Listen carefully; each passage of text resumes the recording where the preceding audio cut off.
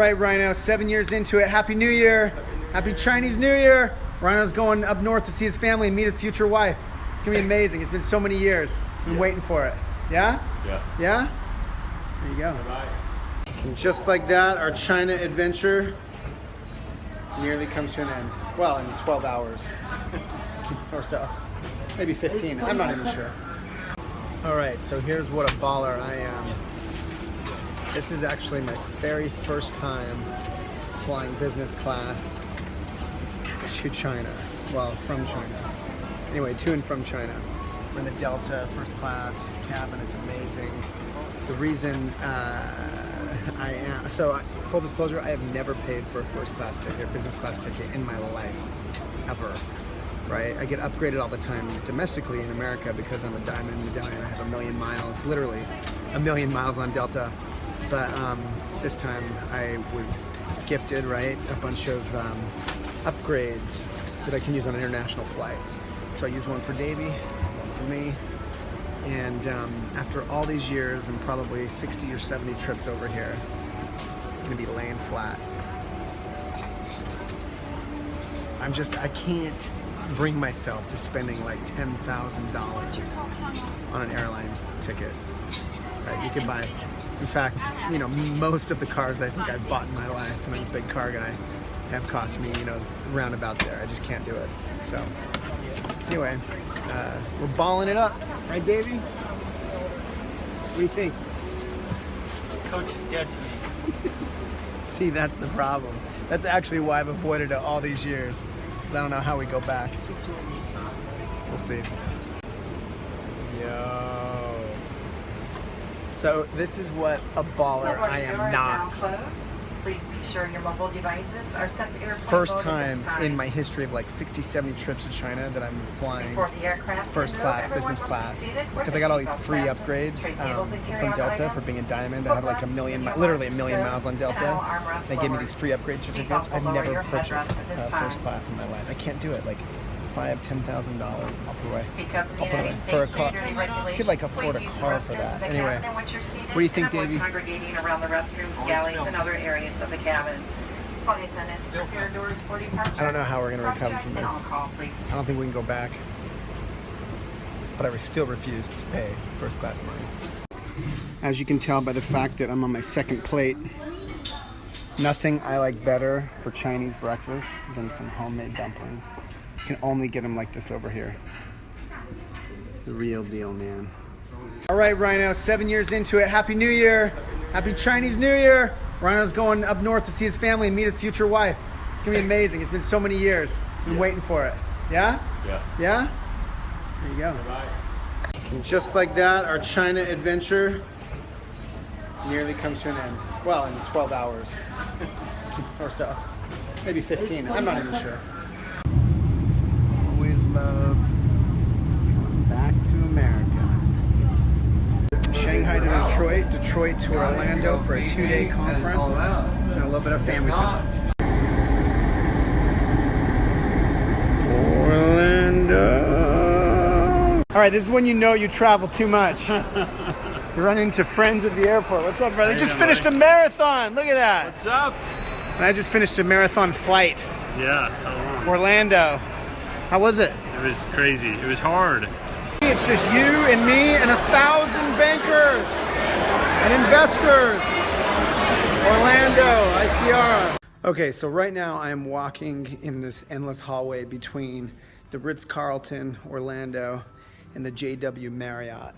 Here at this convention called ICR, okay? Where companies like mine come to present themselves and to like hundreds of thousands really of bankers, investors, analysts, basically people who invest in companies professionally. And we're here to raise money to grow our companies. And there will be restaurants, there will be retail chains, there will be companies in the hundreds of millions, there will be companies just in the tens of millions.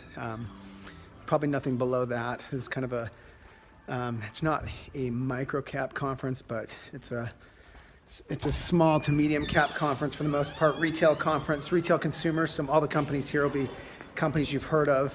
There are conferences just like this for all kinds of other industries and sectors. This is just one that applies to us. And so I've done this actual conference before a few years ago. We do these things from time to time, companies like mine. Whenever you need to raise money to grow, this is a very consolidated, concentrated way to do it. And so that's what I'm doing here. It's Monday night. I just landed from China this afternoon and came to this mixer tonight here at these 5-star hotels in Orlando. I'm actually staying down the street because these were all booked out and I'm lost. Gotta make my way to valet, but I'll be standing on a stage tomorrow at 4:30 on Tuesday, presenting. It'll be a room kind of like this one, but maybe smaller than this one, hopefully.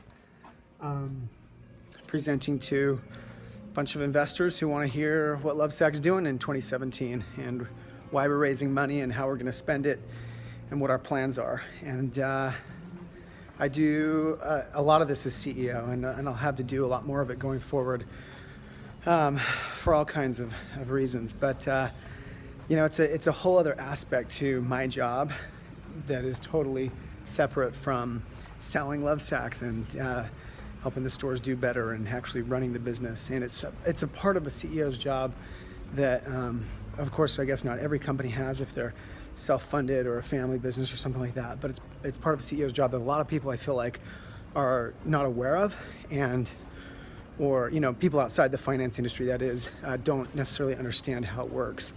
And it's weird, but you learn it over the years, and it just becomes something that you do and you get better at, and hopefully I've gotten better at it and will continue to do so as we get bigger. And basically for every size that you're at, whether you're like LOVESAC now, approaching that $100 million level, or whether you're a startup literally just out of your garage, or whether you're somewhere in between, or whether you're in the billions, there are conferences just like this of various types that attract the right investors and invest at those levels. Anyway, that's what I'll be doing for the next 2 days. Before I present and after I present, I'll be taking one-on-one meetings with individual investors, guys dressed like that. Everybody's dressed like that, to talk to me about the details of the business. And my business partner, Jack, will be coming down here, take meetings with me. And anyway, that's the scene. At night, there's all these mixers and cocktail parties, and people, it's how they build relationships. Tonight they were watching the NCAA football championships on these big screen TVs in the lobby. And that's what we're doing.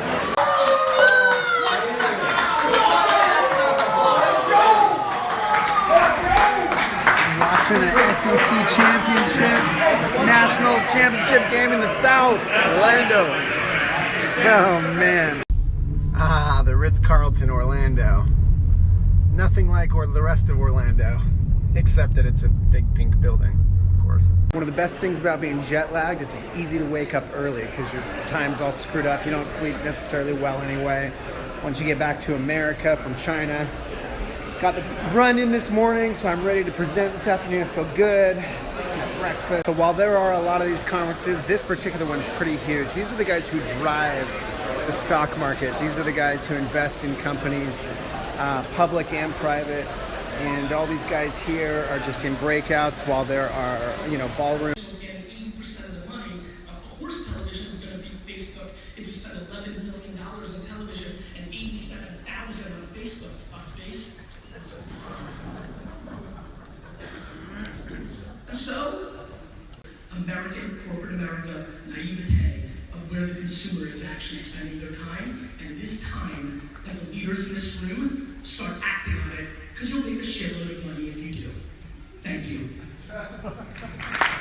I'm just gearing up for my presentation here. This guy's the tech AV guy. You discovered Sactionals just by looking through our PowerPoint? Yeah. What do you think? It's fucking awesome. Yeah. I would say. You gonna buy it? Yes. Yeah! Chris, I don't know. This room's looking a bit, a bit big, a bit empty. Where was she? It's gonna fill up. Standing room only. There's gonna be a line out the door, Shawn. It's gonna be amazing. Amazing. 30 minutes. T-minus 30 minutes. Everyone's My talking big about it. debut. About that, and that's really why I'm presenting today. So just diving right into it, let me tell you a little bit about the business. It's very easy for those of you who do know what LOVESAC is, and especially where we've come from, to think of us in this sort of bottom left quadrant with some of the competitors that we look to for pricing benchmarks and merchandising best practices. But the truth is that this chart is sort of arranged on this x-axis. The companies toward the right are ones that have proprietary. Their exposure to LOVESAC actually now on their mobile device. They hear about it from a friend, they pull their phone out, they take a look at our website, which is of course responsive in design, and people may not typically buy on their first exposure. And in fact, we found that a very high correlation with web sales where we have a physical footprint, and that's the reason for our 60 product demo showrooms. iPad checkout.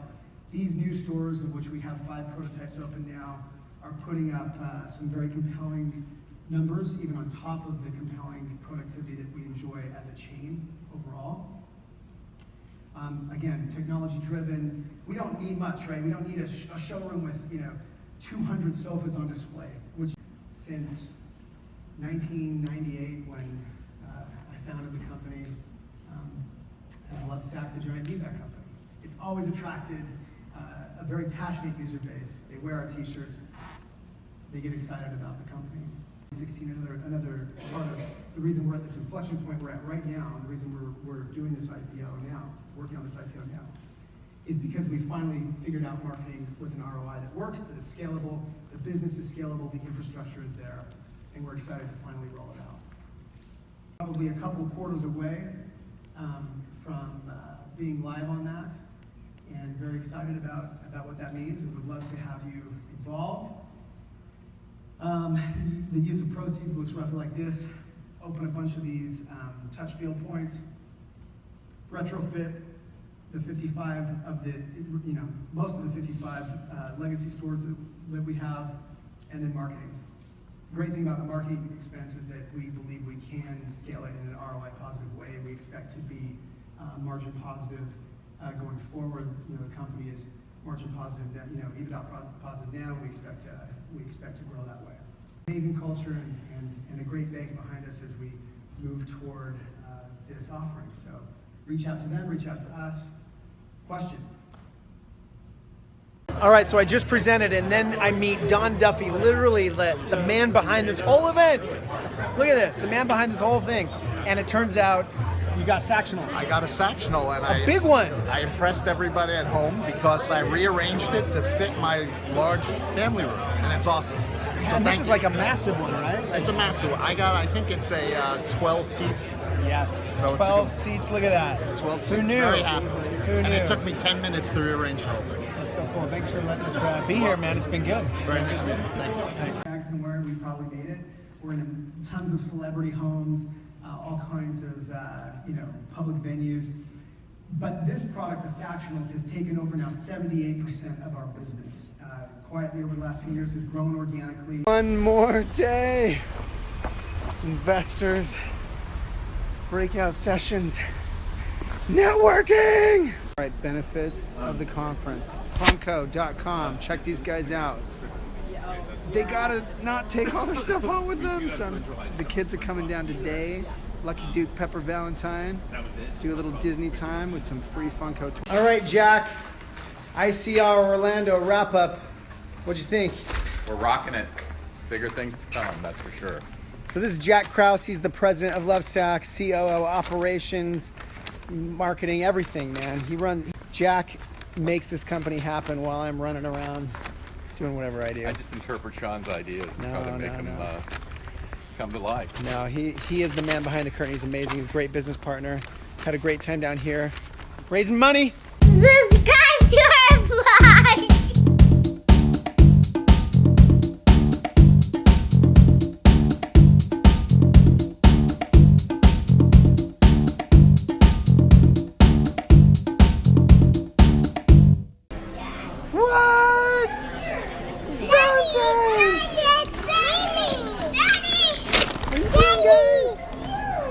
Pepper, come here. Why are you so sad? Why are you so sad? Pepper!